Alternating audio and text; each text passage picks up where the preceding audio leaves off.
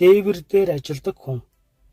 Сайн шонд хотын төвд өглөөний нар өрсөж өндөр барилгууд игнэн ярайхан сүрлэг сайхан ажээ. Өргөн талын энэ хот шин барилгаар хаяагаад тэлсээр хүн ард маань эски гэрээс уурын халаагууртаа орон сууцад нүүн шилдсээр хүүхэд багчууд маань саруул дулаан цэцэрлэг сургууль руугаа яаран тэмүүлсээр бөн өнөөдрийн шинэ амьдралын дүр зураг билээ. Саяхан ханыг нь үрж дууссан барилгын талбайд хамгийн эрт ирсэн хүн бол Очирбат байлаа. Цээж тэнхгэр царай амгалан сэтгэл баясгалантай энэ залуу хаан шинэ барилга сүндэрлэн тэнд ажилдаг. Барилдсан барилгын тоо гэвэл 100 холд авжээ. Очирбат өглөөний агаарт яарамгүйхэн алхасаар барилгын талбайд ирэв. Өмнө нь давхарлан хураасан гөлмөн төмөр дараасаар огтно. Энэ олон төмөр барилгын дээвэр болон ус салхи хаана. Гараар нугалж болохгүй дараасан хатуу төмрийг гагцгүй ур ухаанаар даавуу шиг эмхэрдэн нугална гэдэг тийм ч санаан дурын хэрэг бишээ. Манай Очирбат бол түүнийг чинь гартаа оруулаад авсан хүндээ гэж хамт ажилдаг нөхдийнх нь хэлдэг үнэн ажээ.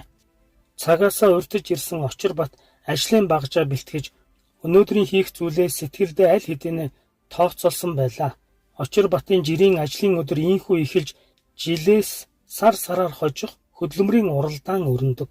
1972-оос 1982 онд 19,329 ам метр төмөр дээвэр хийж 8 барилгад 7700 ам метр шифер нан 3 барилгад 10,420 ам метр хар цаас дээвэр хийв. Мөн хугацаанд 28,000 ам метр төмөр дээвэр будаж 1093 тууш метр салхивч хоолой зангидлаа. Очирбатын тэмдэглэлийн дэвтрийн хуудаснаас. Энэ бол ажилдаа нарийн тооцоотой ажилдаг хүний хөдөлмөр бүтээлийн үзүүлэлт. Үүнийг би зөвхөн хүнд сайрхан ярих, их юм хийсэн болох гэсний үүднээс тэмдэглэсэн хэрэг бишээ. Цагт ийм зүйл хийлээ, өдөрт ингэж ажиллалаа, сард юу хийх вэ, жилд ямар хэмжээний юм хийж чадах нь вэ, надад ямар нөөц байна вэ гэж тэмдэглэдэг юм. Тийм болохоор бүхэл ажлаа төлөвлөж, нэг ёсондоо өмнөө өндөр зорилго тавьж түүндээ хүрэх тэмцлийг өөртөөгөө хийдэг юм гэж Очирбат өгүүлсэн. Альва ажлын ам чанарт байдаг гэж би боддоо гэж Очирбат өгүүлсэн. Хийх ажлынхаа зураг төсөлтөө нь урьдчилан сайн танилцсны үндсэн дээр бүх анхаарлаа төвлөрүүлдэг. Миний хийдэг ажлын ихэнх нь дээврийн ажил. Барилгын шувуу нурууны ажил оройтсноос төмөр дээврийн ажлыг хүүтний улиралд хийх тохиолдол их гардаг. Иймээс нэгэнт зураг төсөл нь гарчихсан үед дээврийн төмрийг эсгэн залгаж будаж бэлтгээд зөвхөн угсархийг нь л үлдээдэг. Салхивчил гэхэд янз бүрийн хэмжээ хэлбэртэй байдаг. Иймд дугуй, дөрвөлжин, огтлолтой хоолой, чиг өөрчлөгч, шилжүүлэгч, гурвлагч, дөрвөлөгч нь тус тусдаа тооцоотой эсгэгддэг тул тэр бүгдийг ажлын байранд ирээд хийн гэвэл цаг их алддаг. Иймд эсгэх загварыг урьдчилан бэлтгэж хийх нь хөдөлмөрийн бүтээмжийг дээшлүүлэх их сурвалж болдог юм. Бас төмөр дээвэртэй барилгын модон гарниз, салхивч, шувуу нурууны орой, хормын банц хадалт, түүний хоорондын зай хэмжээний зургийг онцгой анхаарч дутуу хийхгүй байхыг боддог. Ажилчин хүний гараас чанаргүй бүтээгдэхүүн гарах ёсгүй гэж бид ярьдаг. Ярих нэг хэрэг харин түүнийг ажил болгох л гол юм. Ажлыг сайн хийхэд хамгийн гол нь багаж хэрэгсэл бүрэн бүтэн сайн байх хэрэгтэй. Би ажилдаа 30 гаруй нэр төрлийн багаж хэрэгэлдэг. Төмрийн хайч, хасуур, цоолтураа ямагт сайн эртээ байлгах, алах сүхээ гарт эвтэйхэн байхаар ишилдэг.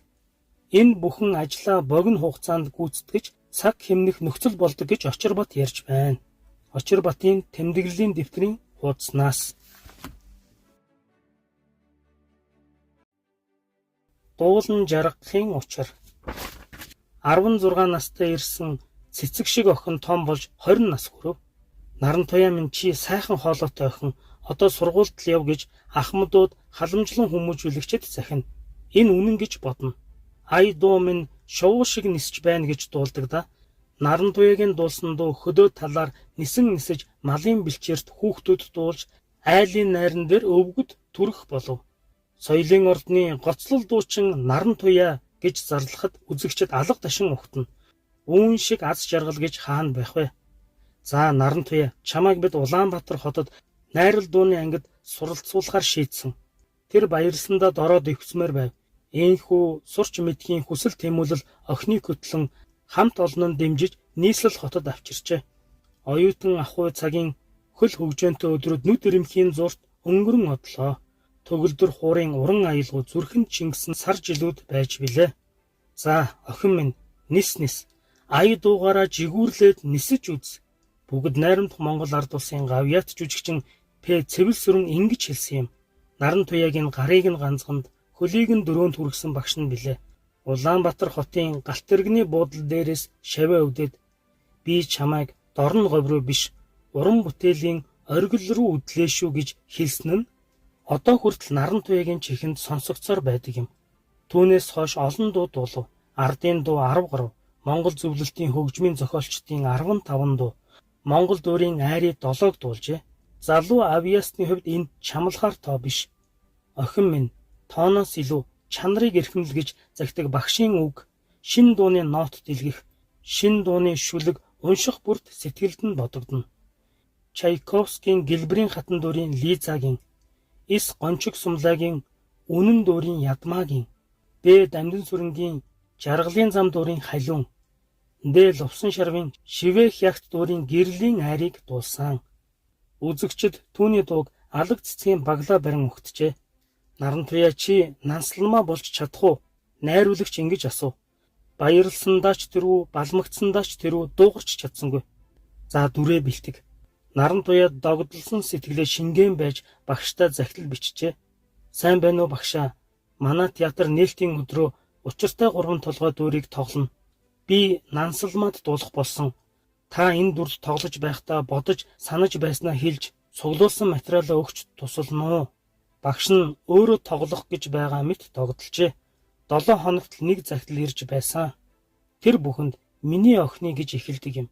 Тэгээд бүлэг бүхэн дээр, үзэгдэл бүхэн дээр яаж дуулахыг, яаж харьцахыг зөвлөдөг байлаа. Бэлтгэл сургуулилт хийн, сар өдөр урсна, нэг л мэтгэд зарлал арчхна. Сэтгэл хөдлсөн үед цаг хурдан явахыг яана. Хөшиг алгуурхан нэгдлээ. Алга ташилт нижигнэн ухтав. Эхний үзэгдэл, хоёр дахь үзэгдэл. Ижил хоёр шувуу шиг ижилдээд хоёулаа сууйда ингэж нийлхээс илүү жаргал хаан байх юм бэ. Гэтэл нүдэнд нь хизээч мартамгүй багшийн царай үзэгдэв. Тэр наран туяагийн дуулахыг сонсох гэж хаа холоос Улаанбаатар хотоос иржээ. Юу гих бол гэж шавийн зүрх түг цохилно. Сэтгэлийнхээ гүнээс дүрийнхээ дууг дуулна. Нансалмаа эн чин ард түмний хамгийн хайртай дүр шүү дээ. Хөшиг хаагдлаа, жүжиг төгслөө, багш юу гэх бол